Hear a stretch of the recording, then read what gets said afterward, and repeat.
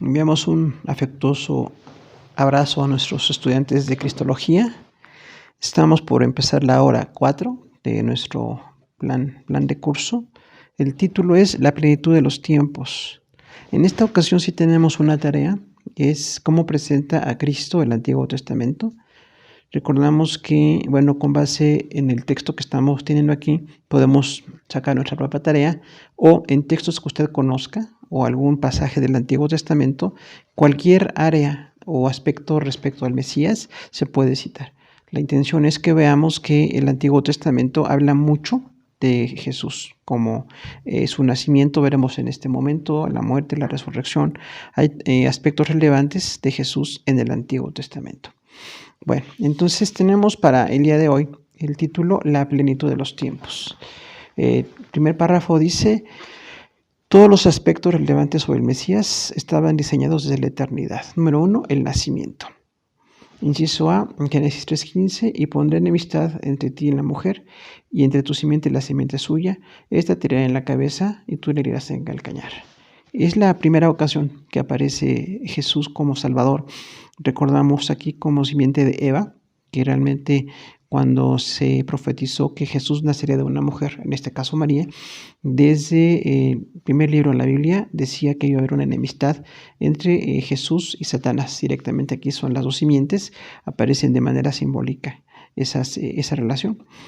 Y cómo Jesús iba a derrotar a Satanás, que es la serpiente. Inciso B, Génesis 12:3 dice: bendeciré a los que te bendijeren, y a los que te maldijeren maldeciré, y serán benditas en ti todas las familias de la tierra. Entonces, en Génesis 12:3, cuando Dios le habla a Abraham de la simiente que iba a ser con los judíos, le dice que le va a dar una nación, le va a dar una descendencia, pero la promesa especial aquí es: serán benditas en ti todas las familias de la tierra.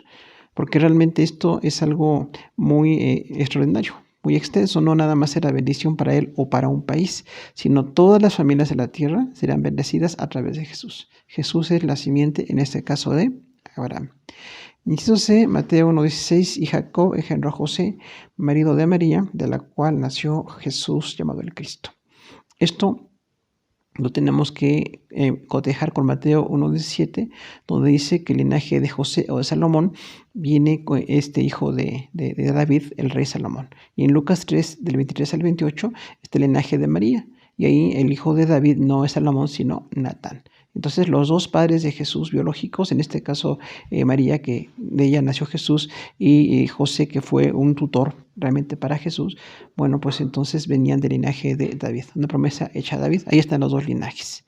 Hizo de Mateo 2:1 y 11, cuando Jesús nació en Belén, Judea, en días del rey Herodes, vinieron del oriente a Jerusalén unos magos. Entraron en la casa, vieron al niño con su madre María, y postrándose lo adoraron. Y abriendo sus tesoros le ofrecieron presentes, oro, incienso y mirra. Entonces este pasaje de Mateo 2 habla de que Jesús, cuando nació, realmente hubo hasta unos magos de Oriente. Decimos eran orientales, no sabemos ni nombres ni número de magos, pero ellos reconocieron a Jesús como Dios. Entonces había ahí un cumplimiento también del tiempo en que Jesús nació, que una estrella, la estrella de Belén, se presentó como una evidencia del nacimiento de alguien muy importante, y estos magos, que realmente significa astrólogos, interpretaron que se trataba de un nuevo rey para Israel, y entonces cuando lo adoraron y le ofrecen oro, incienso y mirra, son presentes, como decíamos, ¿no? Que se le dan a un rey, se le da a Dios directamente, y a alguien que va a sufrir mucho: oro, incienso y mirra. Inciso E, Lucas 2:10 y 11 dice: pero el ángel les dijo: no temáis, porque aquí os doy nueva de gran gozo, que será para todo el pueblo, que os ha nacido hoy en la ciudad de David un Salvador, que es Cristo el Señor.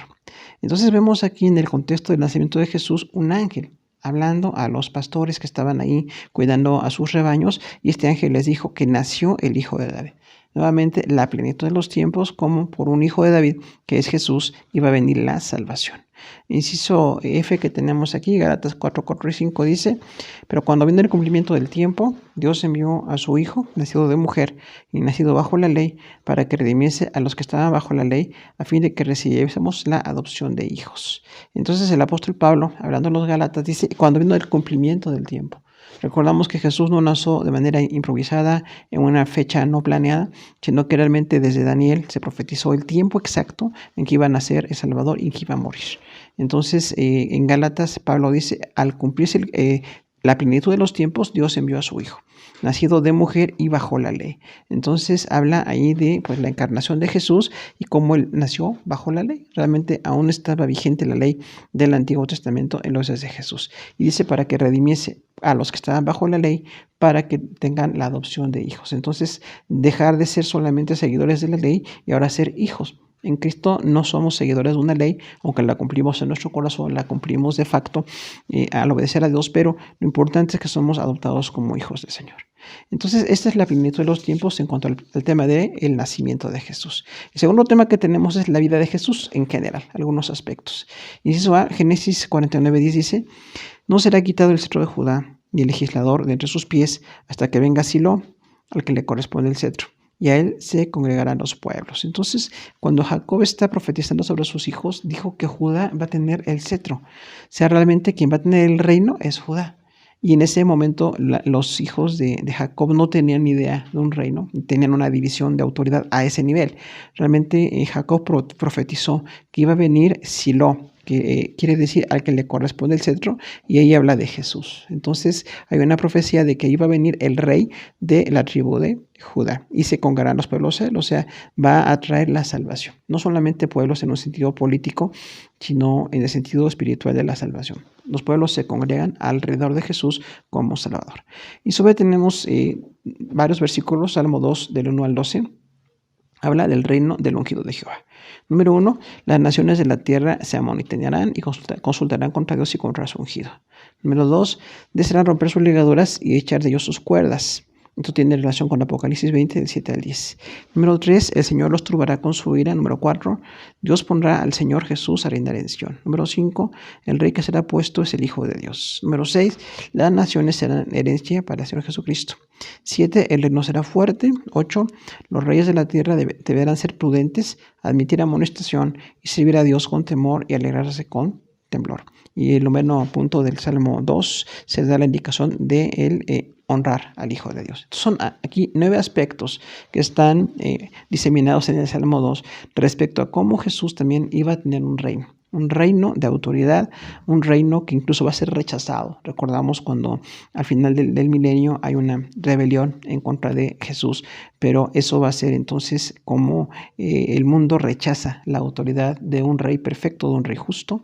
Y bueno, está describiendo cómo este rey, que es hijo de Dios y que las naciones van a ser su heredad, habla de la salvación, habla del reino que va a tener en el milenio y habla de parte de su vida como el que va a gobernar en ese tiempo. Y la indicación de honrar al Hijo de Dios aquí como rey es una indicación profética. Entonces el Salmo 2 tiene 9 aspectos en 12 versículos respecto a Jesús. Y así como este texto podemos encontrar muchos otros más que nos hablan con precisión de quién es el Señor Jesús. Inciso C, Salmo 45, versículos 6 y 7. Su trono es eterno, su cetro es de justicia. Dios lo ungió con óleo de alegría más que a cualquier ser humano. Entonces ahí el Salmo 45 dice que el trono del Señor Jesús es eterno. Nadie más puede aspirar a ese nivel. El trono eterno lo tiene Jesús. Ningún hombre, aún David, que tuvo un reino pues más o menos de acuerdo a la voluntad de Dios por el corazón de David que se arrepentía, o diversos reyes, incluso Salomón quiso extender la nación judía en su momento, pero no fue eterno, fueron reinos totalmente humanos. Pero la profecía decía que el trono eterno iba a ser en un hijo de David y que iba a ser Jesús ungido más que cualquier ser humano. Se te ha ungido Dios más que a cualquier otra persona. Entonces esta unción de Dios sobre Jesús habla de un carácter especial como Salvador, un reino de un Salvador. Ahí habla entonces como Rey y como Salvador de Jesús. Inciso de Salmo 110, del 1 al 7, dice que Jehová da dominio al Rey. Tenemos 7 aspectos. Número 1, siéntate a mi diestra hasta que ponga a tus enemigos por estrado de tus pies. Y enviará desde Sión la vara de su poder. Número 2, fortaleza conquistada por David. Número 3, su pueblo se entregará voluntariamente en el hermosura de la santidad. Número 4, tendrá el rocío de la juventud. Número 5, Dios le ha hecho sacerdote para siempre, según el orden de Melquisedec. Número 6, el Señor está a su diestra, quebrantará reyes en el día de su ira Y número 7, juzgará las naciones, quebrantará muchas tierras. Entonces tenemos ahí otro salmo muy profético, así como el Salmo 2, el Salmo 110 tiene 7 aspectos, que habla de que Jesús tiene que esperar a que sus enemigos sean puestos por detrás de sus pies. O sea, habla de la victoria final de Jesús, pero en ese lapso en que está la salvación y su presentación en Israel, pues tiene que haber un tiempo. No fue inmediato el reino, o no es inmediato el reino, sino que hay enemigos que todavía tienen que ser puestos o serán juzgados, en este caso, para ser reprobados porque no están en el reino de Jesús. Y bueno, cuando habla de la fortaleza de Sión, recordamos que Sión fue una fortaleza conquistada por el rey David, y así se llama la fortaleza de Sión. Y posteriormente ese lugar dio nombre simbólico también a Jerusalén. Es otra forma de decir Jerusalén. La fortaleza de Sión o Sión, que aparece en varias ocasiones. Cuando dice que tendrá el rostro de la juventud, profetiza también que Jesús murió en la edad de 33 años, todavía en la juventud. Y habla de la fuerza, ¿no? Cuando la persona tiene todavía el vigor, tiene el desarrollo, tiene todas las facultades. Cuando dice que será según Melquisedec, recordamos Salmo 110 y también en Génesis dice que como Melquisedec no aparece su genealogía y era un rey y era un sacerdote, habla de una relación con Jesús, y el libro de Hebreos describe esa relación de Jesús con Melquisedec, que es una relación de correspondencia por el carácter que tuvo este rey y sacerdote llamado Melquisedec. El Señor que dice que está a su diestra y que levantará a los enemigos y juzgará a las naciones, habla entonces del juicio. El rey que va a juzgar a las naciones y va a quebrantar a sus enemigos. Y eso dice Jeremías 23, 5 y 6. He aquí vienen días, dice Jehová, en que levantaré a David renuevo justo y reinará como rey, el cual será dichoso y hará juicio, justicia en la tierra. En sus días será salvo Judá e Israel habitará confiado. Y este será su nombre, con el cual le llamarán Jehová, justicia nuestra. Entonces, otra profecía respecto al reino de Jesús en el Jeremías 23, 5 y 6 dice que va a levantar a David renuevo justo. Fue la promesa hecha a David, no un hijo biológico nada más de David que iba a tener una vida normal, sino el hijo espiritual, porque Jesús es del linaje de David, decíamos, por vía directa a través de Salomón y de María, en Mateo 1 y Lucas 3. Entonces, David tiene un reino justo a través de Jesús. No va a ser por los hijos biológicos que tuvo David, que hubo reyes buenos y algunos muy malos en el linaje histórico de David, pero el linaje aquí es espiritual, habla de Jesús. Será dichoso, tendrá juicio y justicia, y en la tierra habrá esto. A Israel habitará confiado, habla entonces del milenio, cuando Israel será nuevamente el centro del gobierno mundial dado por Jesús en el milenio. Y su F, Daniel 7, 13 y 14, miraba yo en la visión de la noche, y aquí con las nubes el cielo venía como un hijo de hombre que vino hasta el anciano de días, y le hicieron acercarse delante de él. Le fue dado dominio, gloria y reino, para que todos los pueblos, naciones y lenguas le sirvieran. Su dominio es dominio eterno, que nunca pasará, y su reino será uno que nunca será destruido. Entonces la profecía de Daniel aquí es impactante realmente, porque habla de que está viendo a dos personajes, uno anciano y uno joven. Encontramos ahí que habla del padre y del hijo. Tenemos esas dos personas ahí en la profecía de Daniel, pero es interesante notar que dice aquí que como un hijo de hombre. Habla entonces de una manera profética de que el Salvador se iba a hacer humano. Cuando hablamos de la encarnación de Jesús y cuando dice que le hicieron acercarse delante del anciano, habla de la igualdad del Padre con el Hijo en este caso. Y cuando dice que tiene dominio, gloria y reino para que los pueblos les sirvan, entonces esto es algo profetizado hacia el futuro. Realmente los pueblos, naciones, servimos a Jesús espiritualmente, quienes somos creyentes, quienes estamos rendidos en la fe, Él es nuestro Rey. Pero en el milenio realmente las naciones de todo el mundo van a estar inclinadas delante de Él. Y aún en la eternidad futura hay un reconocimiento de que Jesús es el Rey genuino, el Rey de gloria, el Rey perfecto. Hizo Ageo 2.7 dice, y haré temblar a todas las naciones, y vendrá el deseo de todas las naciones. Y llenaré de gloria esta casa, ha dicho Jehová de los ejércitos. Entonces en Ageo 2.7 habla de Jesús como el deseo de las naciones. Otra profecía. Es un nombre también de Jesús, el deseado de las naciones. Alguien que es anhelado realmente, aunque las naciones no lo saben. El Rey perfecto es Jesús. Muchas naciones anhelan un rey bueno, un rey justo, y Jesús es ese rey bueno y perfecto. Lo muy paradójico es que se rebelan contra él, ¿no? Como vemos al final del milenio, se rebelan las naciones instigadas por Satanás Esto está en Apocalipsis respecto al milenio y bueno, se acaba de una manera violenta porque la gente no está conforme con un rey perfectamente justo. Esto porque los hombres no somos justos de corazón, los hombres somos injustos. Vamos a ver el tercer inciso respecto a la plenitud de los tiempos, que es la muerte de Jesús, versículos que hablan de la muerte del Salvador. Inciso A, Isaías 52, versículo 13 a 53, versículo 12. Los sufrimientos del siervo de Jehová, que todos conocemos muy bien, los hemos predicado en muchas ocasiones. Son 7. Número 1, será prosperado, engrandecido y exaltado, puesto muy en alto, desfigurado de los hombres su parecer. Número 3, los reyes de la tierra cerrarán ante su boca, porque verán lo que nunca les fue contado. Número 4, subirá cual renuevo delante de Dios, sin parecer ni hermosura, despreciado. Número 5, y desechado de los hombres, fue menospreciado y no lo estimamos. Número 6, llevó nuestras enfermedades, sufrió nuestros dolores, le tuvimos por azotado, por herido de Dios y abatido. Número 7, mas él herido fue por nuestras rebeliones, molido por nuestros pecados, el castigo de nuestra paz fue sobre él, y por su llaga fuimos nosotros curados. En este caso, el punto 7 hace una relación directa con 1 de Pedro 2:24, donde habla de este hecho, de que Jesús fue azotado y molido. Entonces, los sufrimientos del siervo de Jehová, Isaías 52 y 53 habla de estos 7 aspectos. Será prosperado, o sea, a pesar del sufrimiento, a pesar del dolor, de la muerte y de la aflicción por el pecado de la humanidad, tiene un linaje, tiene una bendición y será exaltado porque su obediencia nos ha dado la salvación. Y ya después de su resurrección tenemos 2000 años exaltando a Jesús, diferentes contextos de iglesia, diferentes naciones, diferentes manifestaciones cristianas. Bueno, exaltamos al Señor, está muy puesto en alto porque nos redimió. No solamente es el creador, también es el redentor. Cuando dice desfigurado de los hombres su parecer, habla mucho de cómo iba a ser tan golpeado, tan lastimado, que bueno, finalmente quedó despedazado su cuerpo cuando lo llevaban a la cruz. Entonces esto tiene mucha relación con los evangelios cuando habla de la crucifixión. Los reyes de la tierra dirán algo que nunca les fue contado, o sea, es inesperado que el Salvador venga y muera y después resucite.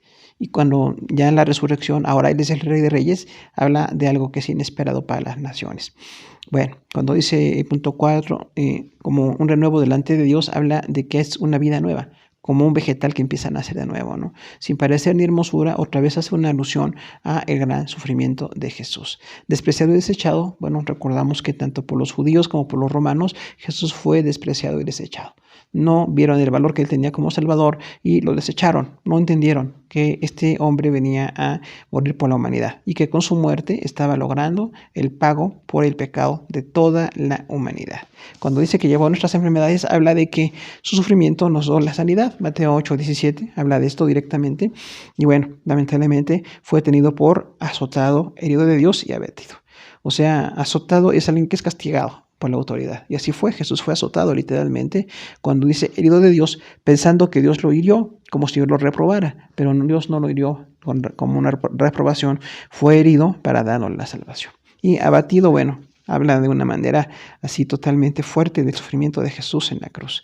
Pero dice el siguiente versículo, los siguientes versículos, fue herido y molido por nuestros pecados y nuestra paz fue pagada por él. Y por su llaga fuimos curados. Ese es el término de Isaías 53.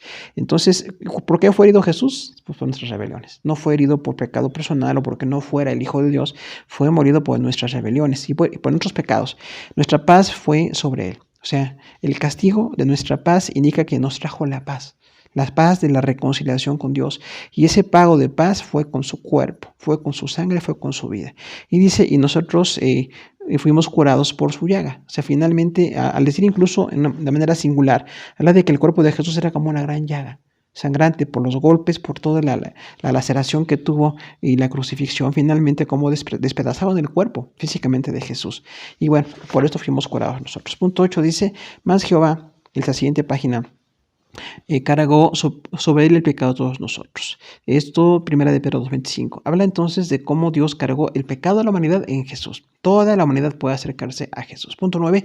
Angustiado y afligido, no abrió su boca, como cordero fue llevado al matadero. Habla entonces de Jesús en su carácter, que no blasfemó, no ofendió, no se puso violento en contra de los que lo mataban. Realmente como un cordero murió en la cruz. Punto 10. Por cárcel y por juicio fue quitado. Esto se repite en Hechos 8, 32 y 33, realmente sí, estuvo en la cárcel. Jesús estuvo, no fue en la cárcel de la ciudad, pero estuvo en la casa de los sumos sacerdotes Anás y Caifás, donde pues estaba detenido, realmente como encarcelado, ¿no? Y el juicio totalmente injusto que le hicieron, bueno, ahí se cumplió.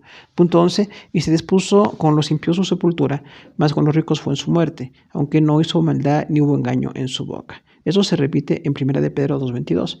Realmente cuando se habla con los impíos su sepultura, recordamos que estaban dos ladrones a los lados de Jesús. Uno de ellos se arrepintió y el otro no se arrepintió. Dice, mas los con los ricos fue en su muerte, recordamos que fue puesto en el sepulcro de un hombre rico.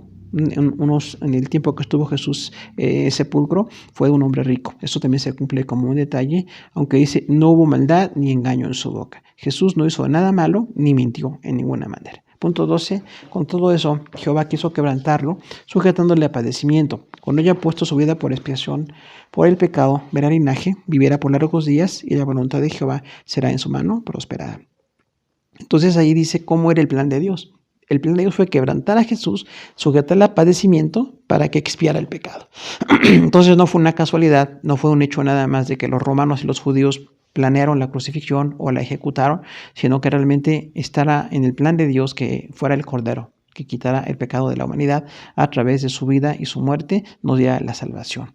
Pero dice, al final verá linaje, vivirá largos días y la voluntad de Jehová será su mano prosperada. Entonces, el linaje somos los salvos. Los salvos somos el linaje de Jesús. Los que hemos sido perdonados por su obra en la cruz somos el linaje. Cuando dice que vivirá por largos días, habla de su eternidad. Aunque Él murió en la cruz, pero resucitó y es eterno. Desde antes de su encarnación y después de la resurrección, Jesús siempre ha sido eterno. No la muerte le afectó en alguna de estas facultades divinas, ¿no?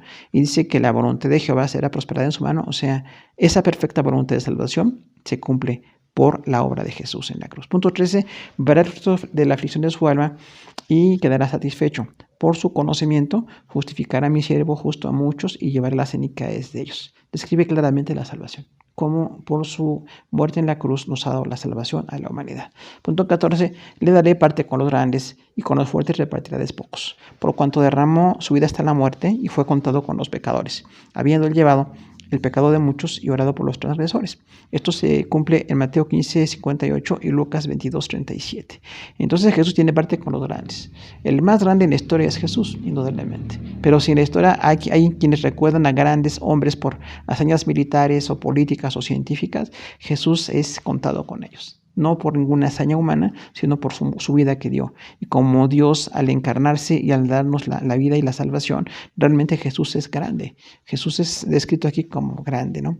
Inciso B dice Lucas 24:25-26, oh insensatos y atados de corazón, para creer todo lo que los profetas han dicho.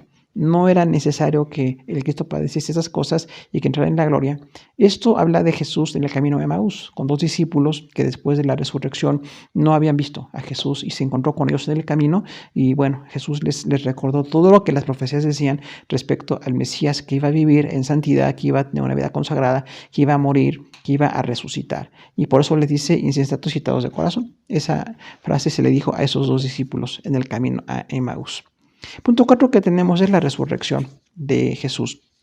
Y vamos a hablar algunos aspectos aquí por algunos versículos. Inciso A, Lucas 24:34 dice que decían, ha resucitado el Señor verdaderamente y ha aparecido a Simón.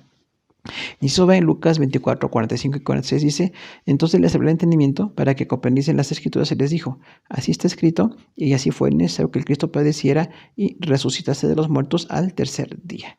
Inciso C, Hechos 2:32 dice, a este Jesús resucitó Dios, de lo cual todos nosotros somos testigos. Inciso D, Hechos 13, 14 y 15, el Dios de Abraham, de Isaac y de Jacob, el Dios de nuestros padres, ha glorificado a su Hijo Jesús, a quien vosotros entregasteis y negasteis delante de Pilato, cuando éste había resuelto ponerle en libertad. Mas vosotros negasteis al santo y al justo, y pedisteis que se os diese un homicida. Inciso E, es Hechos 17:3 dice, declarando y exponiendo por medio de las Escrituras que era necesario que el Cristo padeciese y resucitase de los muertos, y que Jesús, a quien yo anuncio, decía él, es el Cristo. Inciso F, Romanos 4:25, el cual fue entregado por nuestras transgresiones y resucitado para nuestra justificación. Entonces, estos pasajes que hablan de la resurrección, en Lucas 24:34 dice, verdaderamente el Señor ha resucitado. Cuando los discípulos empezaron a ver que Jesús se puso delante de ellos después de haber sido sepultado y empezaron a entender. No todos entendieron al momento, pero fueron como la noticia dándose entre ellos y reconociendo que Jesús resucitó y se le apareció a Pedro, dice, o sea, como líder del grupo de los 12, los 11 en ese momento, realmente dice, hasta apareció a Simón.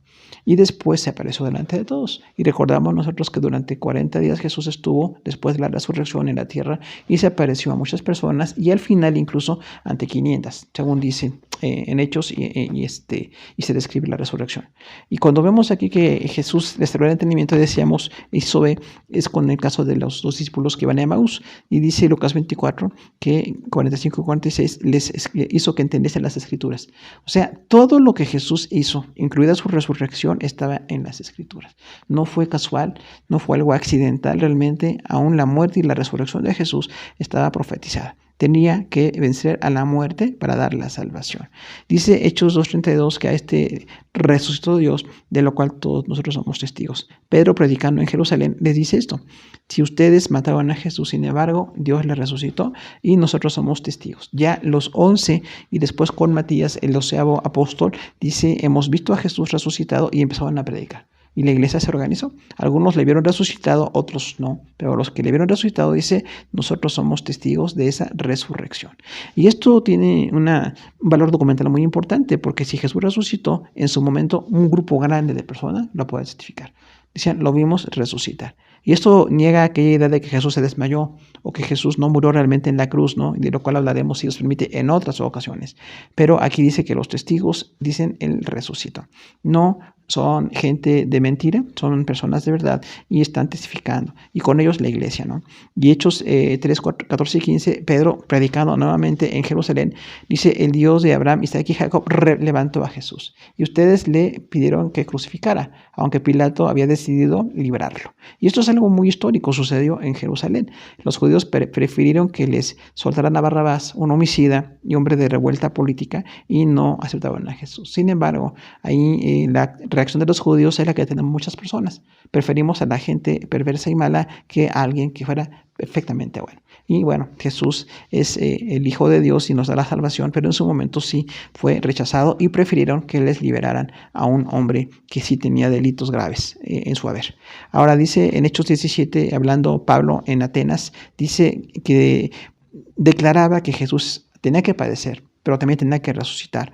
Y dice, este es el Jesús que yo les anuncio. Entonces Pablo, como gran predicador, como gran apóstol del Nuevo Testamento, tomó la resurrección como un tema importante, hablando de que la resurrección era necesaria y era una prueba de que Jesús es el Salvador. Igual en Romanos 4:25, Pablo también les dijo, fue entregado por nuestras transgresiones y resucitado para nuestra justificación. Dos ideas básicas: entregado por las transgresiones, o sea, murió por nuestro pecado, y resucitado para justificación, o sea, su resurrección es una prueba o una evidencia de nuestra justificación. Somos justificados por la gracia de Dios. Inciso G en Romanos 14:9 dice, porque Cristo para esto murió y resucitó y volvió a vivir, para ser Señor así de los muertos como de los que viven. Inciso H, 1 Corintios 15:4, y que fue sepultado y que resucitó al tercer día conforme a las Escrituras. Inciso I, y 1 Corintios 15:20, mas ahora Cristo ha resucitado de los muertos, primicias de los que durmieron es hecho. Inciso J, Efesios 1:20, la cual operó en Cristo, resucitándole de los muertos y sentándole a su diestra en los lugares celestiales. Inciso K, Efesios 2:6, y juntamente con él nos resucitó, y asimismo nos hizo sentar en los lugares celestiales con Cristo Jesús. Inciso L, Colosenses 2:12, sepultados con él en el bautismo, en el cual también fuimos resucitados con él, mediante la fe en el poder de Dios que le levantó de los muertos. Inciso M, Colosenses 3:1, sed pues habéis resucitado en Cristo, buscar las cosas de arriba, donde está Cristo, a la diestra de Dios. Y dice inciso N, 1 Timoteo 2:8, acuérdate de Jesucristo, del linaje de David, resucitado de los muertos conforme a mi evangelio. Y inciso O, Hebreos 13:20, y Dios de paz, que resucitó de los muertos a nuestro Señor Jesucristo, el gran pastor de las ovejas, por la sangre del pacto eterno. Sigue describiendo mucho. Vemos cómo el Nuevo Testamento abunda en textos sobre la resurrección y su propósito, sus efectos. Y lo que leemos en 14:9 de Romanos, bueno, Cristo murió, resucitó y volvió a vivir para ser Señor de los muertos como de los que viven. O sea, realmente Él murió y resucitó con este propósito, mostrar su señorío. Y es interesante notar cómo describe aquí Pablo, para ser Señor de muertos y de vivos. O sea, Jesús es el Señor para todos. De los muertos porque algunos creyeron en Él y fueron salvos. Y desde el Antiguo Testamento los que murieron hacia el futuro viendo al Salvador eran salvos por Jesús. Y nosotros que vemos hacia el pasado también ya en 2000 años de historia de la iglesia, somos muertos y resucitados por Jesús. Por la obra de Jesús, gracias al Señor que le resucitó, tenemos la certeza de nuestra resurrección personal también. Dice en 1 Corintios 15:4 que fue sepultado y resucitó el tercer día, conforme a las Escrituras. O sea, otra vez la plenitud de los tiempos por las Escrituras. El Antiguo Testamento, las Escrituras decían esto, que iba a resucitar al tercer día. 1 Corintios 15:20 decimos, mas ahora Cristo resucitó de los muertos, primicias de los que hubieron deshecho. La palabra primicias aquí indica que Jesús es el primero. Recordamos que los judíos tenían en la primicia un primer corte de frutos 2 meses antes de su cosecha y lo consagraban a Dios. Era una manera de entregarle a Dios todo. Pero aquí dice que Jesús es el primero. El primer fruto de resurrección es Jesús porque Él resucitó ahora como Salvador y como Señor, pero habrá muchos otros que resuciten. Ya en 2000 años de historia de la iglesia, muchos muertos que están en el Señor, esperan su resurrección. No sabemos cuántos son, pero en la eternidad, si Dios permite, los veremos y sabremos qué cantidad de creyentes han sido resucitados por la obra de Jesús. Lo que dice en Efesios 1:20 que operó en Cristo el poder de Dios, resucitando a los muertos y sentándole a la diestra en lugares celestiales. Entonces, la resurrección y el señorío. Jesús fue resucitado de los muertos, tal cual lo predicaron los apóstoles, en este caso lo dice Pablo, pero dice, y está sentado a la diestra. Recordamos que la palabra, la expresión sentarse a la diestra es como en un rey, ponerse al nivel de ese rey. Entonces Jesús está puesto otra vez al nivel del Padre y del Espíritu Santo, nuevamente como el más alto nivel y a la diestra del Padre. Esto es muy simbólico del reino de Jesús y su soberanía absoluta. Dice en Colosenses que sepultados con Él en el bautismo, en el cual fuimos resucitados con Él mediante la fe en el poder de Dios que le levantó de los muertos. Entonces, cuando habla Pablo del bautismo, dice, somos bautizados en agua, como que representa exactamente lo que ya pasó, que la sangre de Jesús borra nuestros pecados, que al bajar en el agua no estamos delante del mundo y nos levantamos, ¿verdad? Ahora para vivir para Dios. Entonces, esa identificación del bautismo que siempre nos comparten cuando nos dan el curso prebautismal, recordamos aquí entonces que sin el bautismo estamos sepultados con Él. Realmente el hecho de que ya recibimos la salvación, estamos sepultados con Él. Estamos sepultados por la obra de Él en la cruz del Calvario y nosotros ya fuimos simbólicamente muertos con Él, sepultados, pero también resucitados. Eso es una doctrina profunda de nuestra vida, la obra preciosa o perfecta de la salvación que nos hace como estar como resucitados delante del Señor. Dice, Dios le levantó de los muertos. Cuando dice que el Colosenses 3:1, si han resucitado con Cristo, busquen las cosas de arriba, donde está Cristo sentado a la diestra de Dios. Entonces, una indicación de Pablo a la iglesia de Colosas y dice, si pues, una condicional, han resucitado con Cristo, o sea, los que son salvos y saben que son resucitados por la obra de Dios, a futuro van a resucitar. Por eso cuando alguien muere entre nosotros, decimos que duerme o que está en la presencia del Señor, porque va a ser resucitado. Pero en este momento hablaba de las personas que estaban vivas allí en Colosenses y decía, si ustedes están resucitados con Jesús, tienen la promesa de la salvación, busquen las cosas de arriba. O sea, dedíquense a la santidad, dedíquense a la consagración. Ya no buscamos las cosas de la tierra. Las cosas de la tierra vienen o van, o las tenemos o no las tenemos, y es algo muy incidental, pero ya no es nuestra prioridad. Ya las podemos buscar y trabajar por ellas y Dios es quien provee en todo. Pero ya no estamos totalmente enfocados en las cosas de la tierra. Porque un cristiano que está más enfocado en lo terrenal que en lo celestial, pues está entonces en carnalidad. O cae en su corazón otra vez, es inconverso, pero realmente hay que buscar las cosas de arriba. No que dejemos de trabajar o buscar o administrar, pero sí que ya no es la prioridad. Nuestra prioridad siempre son las cosas celestiales. Y cuando dice en Tito 2:8, acuérdate de Jesús, del linaje de David, resucitado de los muertos conforme al Evangelio, Pablo habla a Timoteo y le dice, en cuanto a muchas instrucciones que le dijo, acuérdate de Jesús, acuérdate del Salvador. Él es del linaje de David, otra vez reiterando que si era el hijo de David que se prometió en el pacto de David, un hijo tuyo reinará para siempre y ese hijo que reina para siempre es Jesús. Y luego con este tema resucitado de los muertos, conforme al Evangelio, Pablo habla de la vida de Jesús como rey y como resucitado. Son dos aspectos aquí. Como rey se cumple la promesa de Dios para David, pero como resucitado habla de la salvación perfecta que nos ha dado y habla otra vez Pablo, ya un poco a la distancia. Pablo no vio físicamente a Jesús, pero es testigo de la resurrección. Desde que en Hechos 9 el Señor le llamó y se mostró a su vida y dice Pablo, yo ahora soy testigo, aunque no estuve físicamente con él, pero yo sé que resucitó y tuvo contacto directo con los que sí lo vieron resucitado. Y Hebreos 13:20, el escritor que pensamos que es Pablo también, dice que el Dios de paz que resucitó a Jesús de los muertos, el gran pastor de las ovejas por la sangre del pacto eterno. Entonces relaciona a Jesús como está en un vínculo perfecto con el Dios de paz. Dios quiere paz con nosotros si tenemos la cruz. No podemos tener paz sin la cruz. No es con buenas obras, no es con otro tipo de recursos que tengamos. La paz de Dios viene a través de la muerte de Jesús y de su resurrección. Entonces, este Dios de paz que resucitó de los muertos al Señor Jesús, y dice ahí, ¿quién es ese Señor Jesús? Entonces recordemos la palabra Señor, que es dueño. Nuestro dueño es Jesús. Los cristianos somos esclavos de Cristo, somos siervos de Cristo, y Jesús también es el gran pastor de las ovejas. En varias veces Hebreo describe a Jesús como pastor. En este caso, el gran pastor habla de la dimensión de su ministerio. Él es el gran pastor de las ovejas.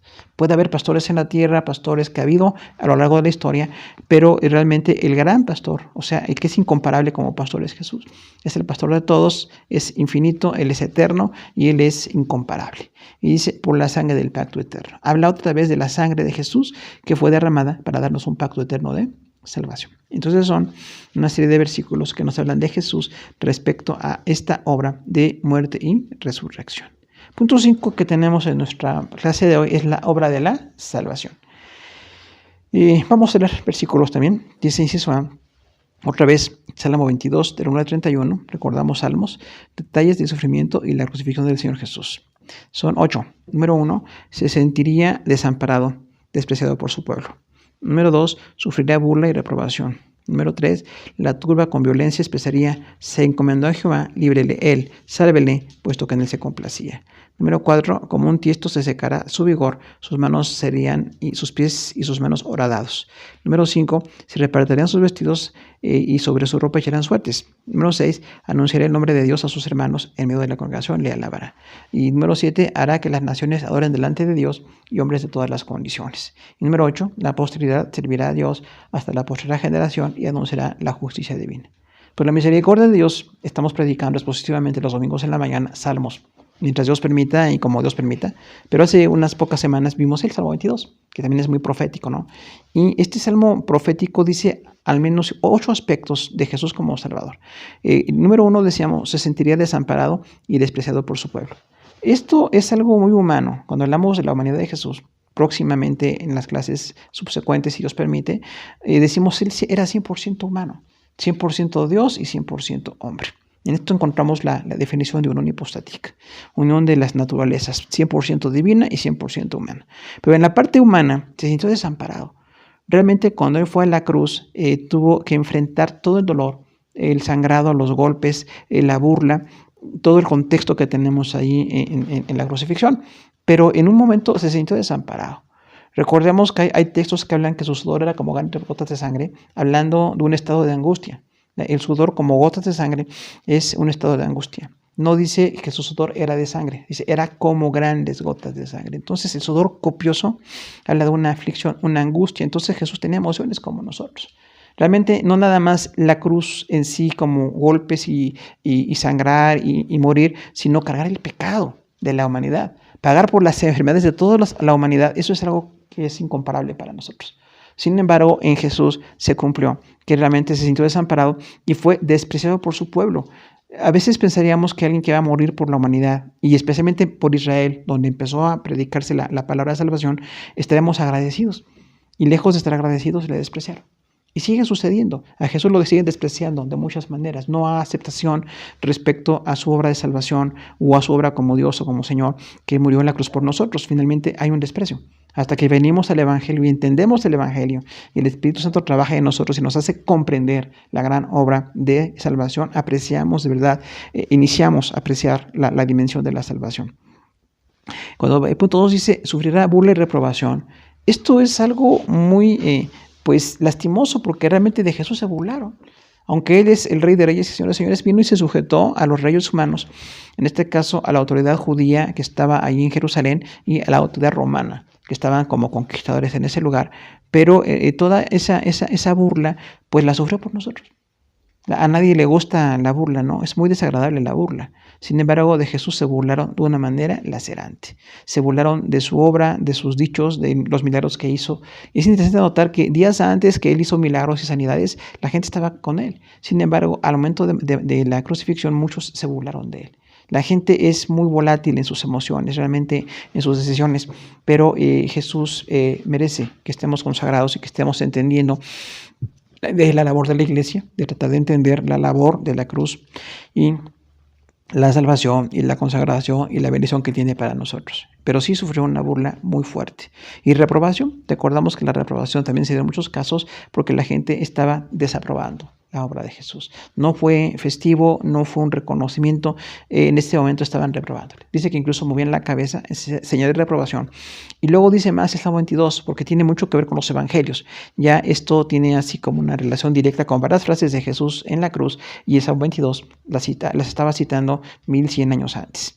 Dice el punto 3, la turba con violencia se expresaría diciendo, sea encomendado a Jehová, líbrele él, sábale, puesto que en él se complacía. Esta frase habla mucho también de cómo en alguna ocasión se sintió David, el escritor, el rey, el poeta, que realmente se burlaban de él y decían, si se encomendó a Dios, que lo guarde. Pero de manera profética aquí se está diciendo que de Jesús iba a suceder exactamente eso. Una turba que violentamente iba a decir, si se encomendó a Dios, que Dios lo libre. Porque si de veras Dios está con él o él está con Dios, que le libre. Porque decía que Dios se complacía en él. O sea, estaban burlándose de una manera muy fuerte en contra de Jesús. Y si fue una turba, recordamos en Jerusalén, una gran cantidad de personas muy violentas, muy agresivas, que estaban pues tratando de que Jesús lo matara, ¿no? Y con mucha violencia expresaron esto delante de los romanos y finalmente lograron que lo crucificaran. Y estaban burlándose, como diciendo, si se encomendó a Dios y Dios le ama, pues que Dios le salve. Y como Jesús fue hasta la cruz y murió y finalmente resucitó, esa turba no entendió la obra de Dios, como muchas veces la gente que no conoce a Dios de corazón no entiende la obra de Dios. Sin embargo, la gente que entendemos la obra de salvación, que podemos cotejar Antiguo y Nuevo Testamento, entendemos que esa burla también Jesús la padeció por amor a nosotros. Y que ese hecho de reprobación, de decirle, si Dios se complacía en él, que Dios le libre, es una situación que realmente no le libró Dios, porque no era el plan. No era el plan que no estuviera en la cruz, pero tenía todo el poder para librarlo. Y como Jesús dijo, ¿no? Podría mandar por legiones y me podrían librar en este momento, pero por amor sigo hasta el final, a la muerte y a llegar a la resurrección. Cuando dice el punto 4, que como un tiesto se secó su vigor, entonces recordamos cómo Jesús, siendo un hombre joven, un hombre fuerte, en el sentido de la edad que tenía aquí biológicamente, se secó su vigor. A través de esos golpes, de esa burla, de esa muerte, y de hecho la crucifixión en sí pareció que estaba en otra situación de edad. Como decía Isaías 52 y 53, pues sí, totalmente sin atractivo, sangrando, golpeado, totalmente humillado ante el pueblo que no entendió lo que estaba pasando. Y bueno, como un tiesto seco, recordamos, es un pedazo de barro que se seca al sol y que ya finalmente no tiene una utilidad. Y entonces dice también que sus manos y pies serían horadados. Entonces, esto es muy, muy especial porque no le pasó nunca a David, decíamos, ¿no? A David no le pusieron clavos en las manos y los pies, pero profetizando, realmente a Jesús sí le horadaron las manos y los pies. Y esto es un detalle muy profético, muy doloroso, pero muy significativo. Por las manos y los pies de Jesús en la cruz, traspasados por clavos, tenemos nosotros la salvación. Cuando dice que se repartirán los vestidos, es algo también interesantísimo porque recordamos que los soldados romanos se repartieron los vestidos de Jesús. Incluso la túnica que era de alto costo no la quisieron partir y por suerte la repartieron. Entonces para los soldados era una fiesta ver que Jesús moría y se quedaban con su ropa. Este es el corazón del hombre sin Dios. Viendo a Jesús morir, viendo su sangrado, viendo su vida derramarse hasta el final, no estaban interesados en él. Estaban interesados en su ropa y en una túnica de alto costo. Entonces, ese es el hombre sin Dios. El hombre sin Dios no tiene ningún interés. Ahora, dice también ahí en Salmo 22 que anunciaría el nombre de Dios a sus hermanos en medio de la congregación para alabar. Y esto se cumple en Jesús, anunció el nombre de Dios. Y también en Hebreos dice esta cita textualmente, donde dice, y en medio de la congregación te alabaré. O sea, Jesús con su muerte y con su resurrección está anunciando el nombre de Dios a un grupo de hermanos. En este caso, judíos que recibieron del Evangelio, posteriormente la Iglesia, que en 2000 años ya hemos recibido como hermanos el título de la salvación que el Señor nos ha dado, y como parte de la congregación que hemos alabado, en algún momento alabamos por la salvación que Él logró en la cruz del Calvario. Cuando dice que hará que las naciones adoren delante de Dios, hombres de todas las condiciones, habla ahí entonces del final, el juicio, cuando la gente que no recibió el Evangelio, que no quiso seguir al Señor, finalmente de todos modos tienen que adorar a Dios. Dios es Rey y Señor y le van a adorar al final de cuentas. Pero también dice que las naciones van a adorar delante de Dios y reconocerán que rechazaban al Mesías, que le desconocieron. Y esto ya ha pasado Antiguo y Nuevo Testamento. Las naciones siguen con su ritmo, con sus prioridades y rechazan al Señor, rechazan la obra de salvación. Entonces realmente es una situación de frialdad espiritual, pero al final Dios va a llamarles a cuentas. Y dice que la posteridad servirá a Dios, hasta la postrera generación anunciará la justicia divina. Entonces habla aquí de la salvación y el efecto, un efecto de predicación, de evangelismo, de proclamación. Al final de cuentas, esta generación que rechazó y que no quiso recibir el Evangelio, en contraparte hay una generación que recibe el Evangelio, una generación que sigue al Señor y que en 2000 años de historia seguimos predicando la palabra. No sabemos cuándo acabe el tiempo del evangelismo mundial, el tiempo de la gracia, pero hasta la última generación anuncian la justicia divina. Por eso cada generación, o incluso que son muy niños y muy jóvenes, siguen anunciando a Jesús. Si somos cristianos, anunciamos que Jesús es el Salvador. Hizo ve Isaías 61, 1 al 3, dice: el Señor Jesús inició su ministerio citando este texto de Isaías. El Espíritu de Jehová está sobre él, le ungió Dios, le envió a predicar buenas nuevas a los abatidos, a vendar a los quebrantados de corazón, a publicar libertad a los cautivos y a los presos apertura de la cárcel, a proclamar el año de la buena voluntad de Jehová, el día de la venganza de nuestro Dios, y a consolar a todos los enlutados. Esto se citó directamente en Mateo 5, 4 y 11, 5, Lucas 4, 18 y 19 y 7, 22. Entonces es un texto muy clásico, también citado en evangelismo, y cuando hablamos también en Semana Santa, hablamos de la crucifixión de Jesús, porque cuando Jesús inició su ministerio, citó Isaías 61. Recordamos que en una sinagoga Jesús le dieron para leer. Esto indica que tenía una relación con esta sinagoga, o le conocían como un posible maestro para ese grupo. Y cuando Jesús leyó y dijo: el Señor me ungió, me envió a predicar buenas nuevas, a vendar a los quebrantados, a publicar libertad a los cautivos, a los presos apertura de la cárcel, a proclamar el año de la buena voluntad de Jehová y el día de la venganza de Dios nuestro, y a consolar a los enlutados, estaba diciendo Jesús: hoy se cumplió delante de ustedes esto. Realmente Dios les envía al Salvador que cumple todos estos requisitos de proclamación, de apertura, de libertad, de sanidad, de consolación. Porque cuando dice que va a dar el día de juicio para Dios delante de todos los enlutados, habla también de cómo el Señor en su justicia perfecta va a levantar a los que hoy están sufriendo. Entonces el Señor Jesús cumplió perfectamente este pasaje de Isaías 61, del 1 al 3, y es exactamente lo que dice Isaías con lo que dice Jesús, cuando leyó el pasaje y empezó a predicar. Entonces es un pasaje profético que habla también del ministerio de Jesús, un ministerio muy diverso de Jesús y pues efectivo realmente en cuanto a lo espiritual, lo material y a lo profético. Y eso se Juan 1, 9 y 10 dice: el Señor Jesús es la luz verdadera que alumbra a todo hombre. Estaba en el mundo por él fue hecho, pero el mundo no le conoció. Entonces cuando hablamos en Juan 1 el tema de la encarnación del verbo, recordamos que Juan describe a Jesús de esto, dice: él es la luz verdadera. Jesús es la luz verdadera que alumbra a todo hombre. Así predicaban los apóstoles. ¿Quién es Jesús? La luz verdadera. No es un profeta, un hombre destacado como predicador, es el Hijo de Dios, la luz verdadera que da la salvación a toda la humanidad, y además el Creador, porque el mundo fue hecho por Él, el mundo no le conoció. Ella hace un juego de palabras, el mundo como la creación de Dios y el mundo como el sistema donde la gente sin Dios gobierna totalmente ajena a los intereses de Dios. El mundo no le conoció. Recordamos que los judíos lo crucificaron. Hizo de Juan 5:39: escudriñad las Escrituras, porque a vosotros os parece que en ellas tenéis la vida eterna, ellas son las que dan testimonio de mí. Es interesantísimo notar que Juan 5:39 originalmente no se escribió en imperativo, no dice escudriñad las Escrituras, textualmente dice escudriñan las Escrituras, porque ellas dan testimonio de mí y de la vida eterna. Hablando Jesús de los judíos que leían la palabra y no la entendían. No estaban discerniendo que realmente en Jesús se estaba cumpliendo todo lo que dice el Antiguo Testamento, ¿no? Entonces Jesús le dice: ustedes están leyendo y no se dan cuenta que piensan que está la vida eterna, lo cual es cierto. En la Escritura está la vida eterna si seguimos la Escritura y seguimos a Jesús, que es el testigo de la Escritura vivo. Pero dice, estas escrituras dan testimonio de mí. Otra vez entonces, en esa plenitud de los tiempos, la escritura da testimonio ¿de quién? De Jesús. La escritura decía quién era Jesús y qué iba a hacer. Pero los judíos no estaban haciendo caso, aunque leían la palabra, no estaban haciendo caso de la siguiente fase, que es recibir el evangelio y reconocer al Salvador. Inciso E, Gálatas 3:8 dice, y la escritura, previendo que Dios había de justificar por la fe a los gentiles, dio de antemano la buena nueva a Abraham, diciendo, en ti serán benditas todas las naciones. Entonces, esto es lo que está en Génesis 3 que habíamos al principio, se coteja muy bien con Gálatas 3:8, donde Pablo le dice a la iglesia de Gálatas, la escritura previó que Dios justificaría por la fe a los gentiles. O sea, no nada más era para judíos la salvación, era para todas las naciones. La salvación, la iglesia la predica a todas las naciones. Por eso no hay un solo grupo de interés misionero, nos interesan todos los grupos, todas las razas, todos los idiomas. La palabra tiene que llegar a todas las naciones y la salvación que la gente la reciba. Y entonces viene ese cumplimiento de que serán benditas todas las naciones de la tierra en ti. Inciso F son 7 puntos de Efesios 1 del 3 al 6, que son las bendiciones espirituales. ¿Qué bendiciones espirituales tenemos en Jesús predichas, profetizadas? Número 1, en los lugares celestiales en Cristo. Número 2, nos escogió en Él antes de la fundación del mundo. Número 3, para que fuésemos santos y sin mancha delante de Él.